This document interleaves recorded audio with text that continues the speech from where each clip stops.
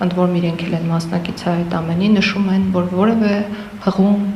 քաղբանտարկյալներին չկա եւ այլն, իսկ դա ինչի մասին է խոսում, որ իրական գուցե եւ դրանք չկան։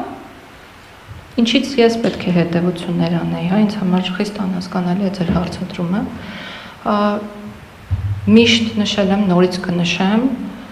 չի կարելի պատասպարվել քաղաքական հայացքի, մարդու ստատուսի, կարգավիճակի ետևում ու կատարել հանցանք կամ ենթադրել հանցանք, այս փուլում դրա մասին ենք խոսում, ու հետո խոսել չոր քաղաքական հետապնդումների մասին։ Քաղաքականությամբ զբաղվելը չի ենթադրում, որ քո կատարած արարքներին պարտադիր պետք է տրվի հետո քաղաքական ենթատեքստ, ես չեմ ավարտել։ Կան քրեական գործեր,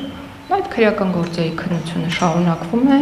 որոշ գործերի դեպքում մեզ որոշ ապացույցներ հասանելի են դարձվել, յուրաքանչյուր քաղաքացի իր անձնական հետևությունները կարող է անել, բայց դրանք վճռորոշ չեն եւ նշանակություն չունեն, քանի դեռ դատարանը նման հետևություններ չի արել, եւ մենք պետք է սպասենք, երբ կլինեն դատական ակտեր։ Վարդ իրականացնող մարմինները կատարում են իրենց աշխատանքը, քաղաքական պաշտոն զբաղեցնող անձինք չեն կարող պատասխանատու լինել քննչական մարմինների, դատախազական մարմինների եւ դատարանների աշխատանքի համար, լավագույն բանը, որ կարող են անել, ուղղակի ձեռնպահ մնալն է այդ աշխատանքների միջամտելուց եւ գնահատականներ տալուց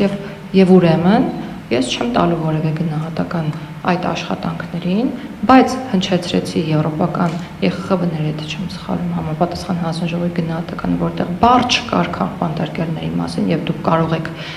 ես անուններ չեմ ուզում տալ, վրթովված մեր դիմադիր քաղաքական գործիչների հայտարարությունները լսել այդ մասով,